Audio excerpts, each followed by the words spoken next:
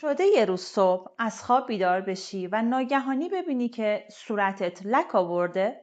آروم باش. تقصیر تو نیست. تقصیر اشتباهاتیه که همین امروز میتونی درستش بکنی.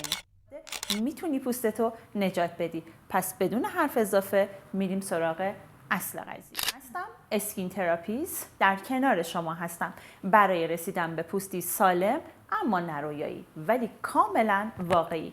لطفاً لایک و سابسکرایب یادت نره. ادامه ویدیو رو با من باش. سریع که از همین امروز باید انجام بدی.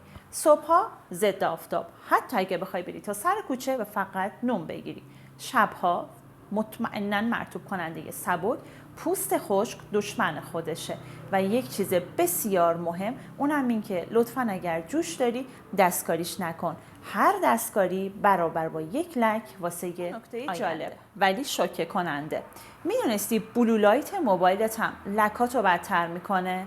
یا اینکه متاسفانه بعضیاتون فکر میکنید باید 10 تا محصول توی روتینتون داشته باشید تا بتونید نتیجه خوب بگیرید، در حالی که 3 تا محصول کفایت میکنه. حتی اگه همه اینا رو رعایت بکنی ولی یه اشتباه کوچیک هست اونو انجام ندی، مطمئن باش که کل زحمتات میره رو هوا. اون چیه؟ شبها بدون اینکه صورتت رو بشوری بری تو رخت خواب.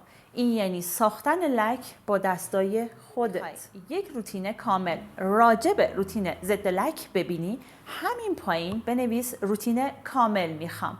یادت نره لایک و سابسکرایب کن تا هر روز پوستت بهتر بشه.